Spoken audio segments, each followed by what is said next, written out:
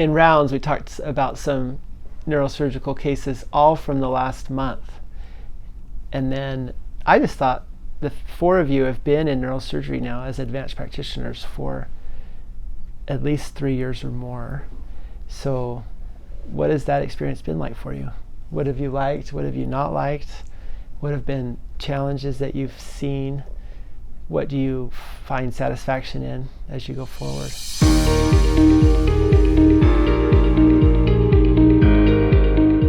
For me, when I first started, it was a little overwhelming just because in school, I mean, they touch base on a few of the things, but you come into it and it's a whole new specialized world.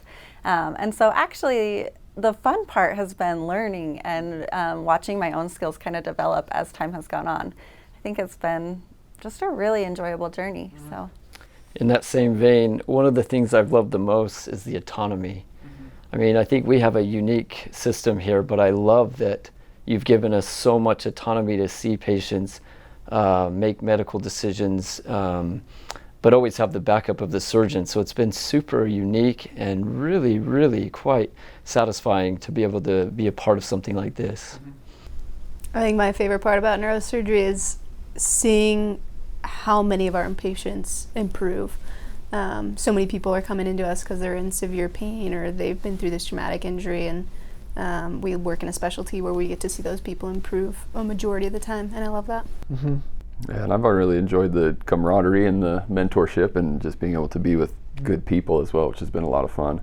I think it's fun to have individual accolades, but team victories are a lot more memorable, a lot more fun. I think as a team, I think we've been able to do a lot of good work and make a significant impact for a lot of people. Mm-hmm.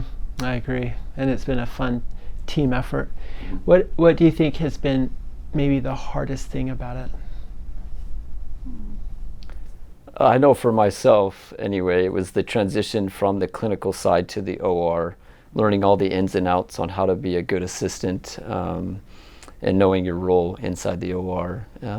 But with time, that's developed, and I think that it's great that you've pushed us to expose us to those things so that we can grow as advanced practitioners to our capacity. It can be a lot if you're in the operating room and in clinic, because it's a completely different skill set and knowledge base in some respects. It really is. Mm-hmm. I think for myself, some of the hardest things about it is those patients that come in that specifically, you know, you look at their back and you realize that they are suffering, but you don't know exactly how to help them. That can be hard, because I think overall we all are in this field because we care about people and really want to see them get better. So I think for me, one of the harder things is probably still call, because they're much higher acuity patients. They're patients that we don't see as often. It's pathology we don't see as often, and so getting more familiar with that is a little bit more challenging, and so continuing to learn how to care for those higher acuity patients. Yeah, and for me, it was mostly the inpatient things, because that was where I was the most uncomfortable, not having a lot of prior experience with hospital-based medicine. So that was a new thing for me, is learning the ins and outs of how the nursing floor works, all the people that are involved there, what their roles are, who communicates with who, how orders are put in a hospital system and things like that. That was all very new for me. Is there one memory so far or one case that sticks out to you, a moment that was something that you cherish in the experience? I definitely have one. Uh-huh. Because when I first started here, it was for the wellness program, Yeah. and weaning patients off of opioids before surgery. And that case that we did, my first patient I had ever taken through the program, he'd been on narcotics for a really long time. We weaned him all the way down, and then we did a disc replacement, and that was cool. That was a really cool day. Yeah. I think mine is probably that 14-year-old boy we took care of. He was 10. 10. He was 10. 10-year-old. Yeah, that's right. I knew that was going to be it. Yep. Yeah, so we'd been playing basketball, got an epidural hematoma, and there was kind of this question of should we do surgery or not, because he's a pediatric patient, and typically you wouldn't do a pediatric neurosurgery in that situation. But it was pretty evident that he was declining fast, and if we didn't do something, he was going to have some long-term consequences, and so went ahead and did the surgery, and he's doing great, and that was pretty memorable. Mine would probably be the more recent one that you just talked about in rounds, which would be the triple cranies that we did.